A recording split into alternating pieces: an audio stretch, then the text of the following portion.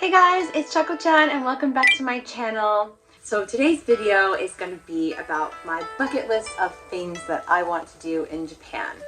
Now, Japan is an amazing country full of beautiful natural wonders, interesting culture, and delicious food and amazing experiences. And I think a lot of foreigners really aspire to come to this country to visit and kind of see it all and do as much as they possibly can. I'm lucky enough to be a resident of this wonderful country, and while I have done a lot of things here, especially in the Kansai region where I live, there are a ton of places that I have yet to visit and a lot of things that I still want to do and see. And so I'm going to tell you about them in just a second. But before we do, I would really appreciate it if you gave this video a like, and please make sure that you're subscribed to this channel. It really helps me out a lot and allows me to continue doing this and sharing my love for this country. So without further ado, let's get into it. My top 10 things that I want to do in Japan. So number 10 is hike Fujisan. So I think this is probably on a lot of people's bucket lists for things to do in Japan. Fujisan is a very iconic symbol of Japan. Not only is it the tallest mountain in this country, but it is also one of the world's most perfect shaped volcanoes. There's so much legend and lore around it. It's been depicted in artwork for centuries and literature, and it's just such a huge iconic symbol of Japan. And I've never gotten to hike it or really even get up close to it. I've only passed it a couple of times riding on the Shinkansen from Kansai to Tokyo. It's no easy feat to hike up the tall mountain, but it's definitely a once-in-a-lifetime activity to do. Number 9 is Ghibli Park in Aichi Prefecture. So I'm a huge fan of Studio Ghibli movies. Watching Studio Ghibli movies was one of the first ways that I was introduced to Japanese culture. And I just love the whimsical fantasy-like worlds that especially Miyazaki Hayao, the main director, is able to create with his movies. I just find his fantasy world so interesting and immersive.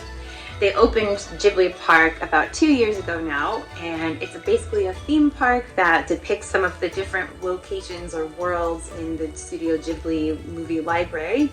And it looks very fun. I think my kids would really enjoy it. They're old enough now where they can sort of start watching other Ghibli movies. And we've actually been to the Satsukian Mei house from My Neighbor Totoro about 10 years ago. Maki and I went to it. That was before that they had decided to even build a big theme park in the area. And that was really fun, and they've actually just expanded on that area and turned most of the park into the Studio Ghibli theme park. Now, it's not totally complete, so I think we'd like to wait until it gets a little bit more finished or in its final form so that we can see everything at once. And it's extremely difficult to get tickets because they limit the amount of visitors to keep the experience sort of less crowded. But definitely this is in my top 10 bucket list, and I can't wait until we can take our kids there, hopefully soon. Number 8 is Yufuin Floral Village Park in Oita Prefecture.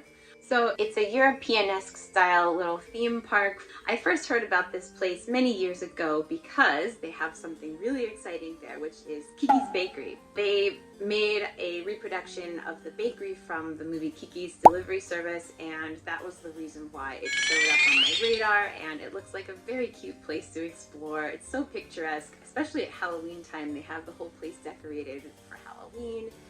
It's based on kind of like a British countryside that kind of looks like a place that you would see in Harry Potter, so perfect for the fantasy lover out there. It was actually modeled after the Beatrix Potter Peter Rabbit story or the world there, so it looks like it's just a very cute little place. Something interesting to explore. It's also close by an onsen in that area, and they have a petting zoo there. I think it would be a great place to take our kids, and I hope that we could do that in the near future. Number 7 is Shirakawa-go in Gifu Prefecture. So Shirakawa-go is a very quaint, cute little village. It's famous for its farmhouses, which have very angular thatched roofs. It's in the Shogawa River Valley in remote mountains that span from Gifu to Toyama Prefecture.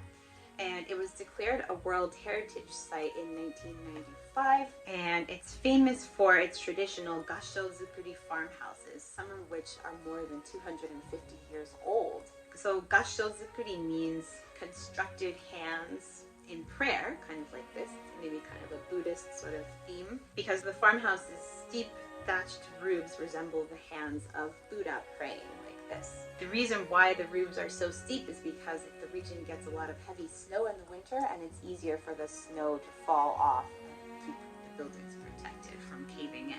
The roofs don't have any nails in them, so it provides a large attic space for cultivating silkworms, which is very interesting. So yeah, I've been wanting to go here for a long time, and I think it's really so picturesque. I grew up in a farmhouse, so I've always kind of loved the charm of a classic farmhouse in the countryside.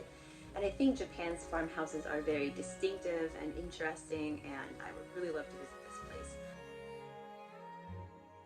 Number 6 is explore more islands in the Seto Inland Sea, specifically Naoshima and Shodoshima.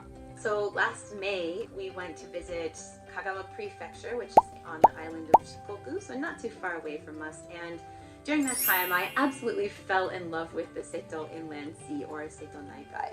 The water there is so beautiful and crystal clear and clean, and it's a great place to go swimming. We've been to Awajishima several times, which has amazing beaches. And there are just so many islands there. I think there's like over 1,700 islands. And some of them are really small and barely an island at all, but some of them are quite big, including Naoshima, which is a famous artist colony. It's probably most well known for the giant pumpkin, which is on the sea, and you can go up and take pictures with it. There's a lot of other interesting artists there and little galleries to explore, and you can drive all around the island. You can take a ferry out there and then drive around and spend a few days there. There's little inns and little hotels and onsens. So it looks like a really cool place to explore, especially if you enjoy artwork. And likewise, Shodoshima is another island in the Seto Inland Sea, which is also very beautiful. It's well known for its kind of scenic hiking, as well as some of its temples there and spiritual power spots and sites, and that is all right up my alley. It's something so quintessentially Japanese, and definitely a place that is way high up there on my bucket list, and I'm really hoping to go soon, possibly next summer in fact. So that would be great if I could cross that one off my bucket list soon. There's also an art festival that's held there every year, so I would really love to go at the time when they hold the art festival. I would just like to explore more of the Seto Inland Sea area in general and visit as many islands as possible. There's also the famous Neko Island, where there's a bunch of stray cats that inhabit the island, which is really fun and interesting. And I think a lot of foreigners have heard of that place, so it's definitely on my bucket list. Number 5 is Yakushima in Kagoshima Prefecture. So Yakushima is an extremely remote island, but it's incredibly beautiful. It's a subtropical island off the southern coast of Kyushu, and it's covered by an extensive cedar forest, which contains some of Japan's oldest living trees. Some of the trees are more than 1,000 years old, it's said, and they are affectionately called yakusugi, which is a combination of Yakushima and sugi, which is Japanese word for cedar. So the island's cedar forests were logged extensively, especially during like the late feudal period, for making cedar shingles for houses. But today the forests have been recovered, and it's a national park, and it's extremely protected. It's got some 2,000-meter high mountains, and it attracts a lot of rainfall year-round, so it's kind of like a rainforest atmosphere. The reason why I want to go here is because it's thought to be the main inspiration for Miyazaki Hayal's Princess Mononoke, or Mononoke Hime. That is one of my top favorite Ghibli movies, so if you couldn't tell, I've got a bit of a Ghibli theme going on.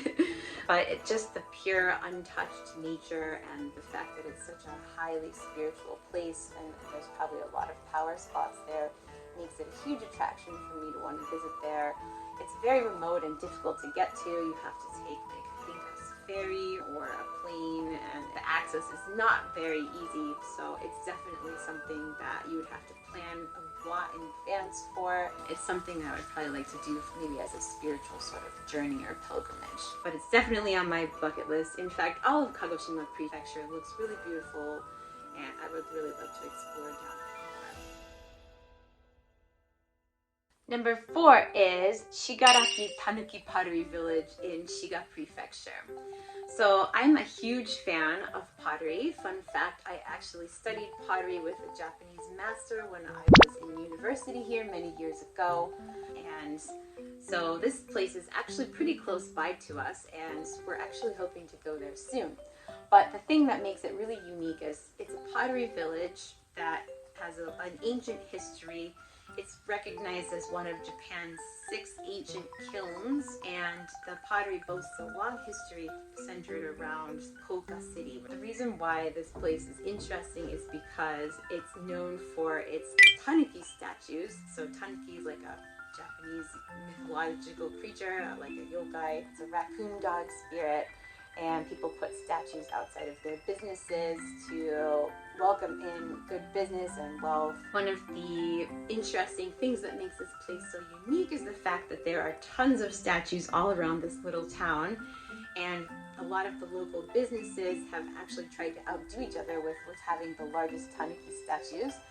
So I think just the place is so like fantasy-like, and it would be very magical and interesting to explore the area and see all of the different tanuki statues. So I'm really hoping to go there soon. The kiln is actually built on the slope of a mountain, and it uses old-fashioned cave-style kilns as well. So it looks just in general very unique and interesting place. I think it would be fun for anybody to explore, especially kids and people that are looking for a kind of a unique Japanese experience. Number 3 is exploring the beaches of Ishigaki, Okinawa. We've been to Okinawa Prefecture once before, but at that time we didn't have our Japanese driver's licenses, so we couldn't drive anywhere. If you know anything about Okinawa, it's really difficult to get around to some of the more remote locations and interesting beaches which require having a car. So I'm kind of disappointed that the first time we went we didn't really do much except in the Naha area. But this time around we do have our licenses, and I would really love to go driving all around Okinawa and take the kids. My kids love the water, they love the beach and the ocean, so Okinawa is the perfect place to go for that sort of thing.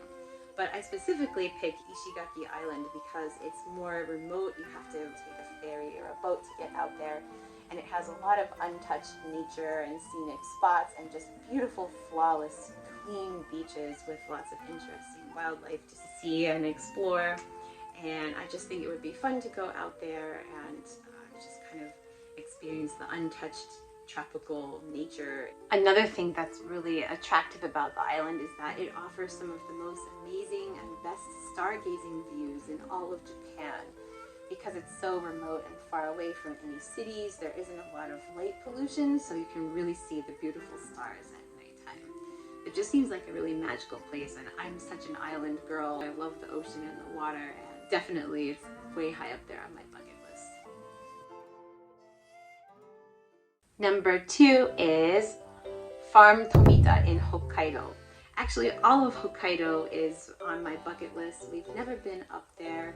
I remember when I was first studying about Japan, how the Yuki Matsuri, or the ice festival in Sapporo, always came up in my radar, and I've always wanted to see that, but obviously you have to go in the winter time. But I think I would really much prefer to explore Hokkaido in the summertime because it's a lot cooler than the rest of Japan, which can get pretty hot and humid. And it's got beautiful farm country up there, which I really love to explore and see. Farm Tomita is famous for its huge lavender fields. Fun fact, my family back in America actually has a lavender farm, and so I think it would be really fun to see a different style of lavender farm in another country, especially one like Japan, which might be different from what I'm used to back home. The pictures of it online are just so stunning and breathtakingly beautiful, and I really would love to go there. They also have a lot of lavender-themed foods there, and just the whole region and whole of Hokkaido has amazing seafood and dairy, butter, cheese, ice cream. So I would really love to try that and all the seafood that's up there and drive around and just explore a very different side of Japan. So definitely Hokkaido is on my top 10 bucket list. And finally, the number one thing I would love to do in Japan is explore the Koraku Kiln in the Aritayaki porcelain region of Saga Prefecture in Kyushu, Japan. That was a big mouthful there, but let me explain. The Koraku Kiln was founded in Arita, which is part of Saga Prefecture, in 1865, and it's been producing ceramics for the past 150 years. So it's one of the top, best known ceramic producers in all of Japan. Their pieces can be very pricey, and it has such a long history of nearly 300 years of the same kiln going. So as I explained earlier, I really love Japanese ceramics and pottery. And the thing that makes it so fascinating is that they have a warehouse that has some of their pieces that might possibly date back all the way to the beginning of the creation of the business in 1865.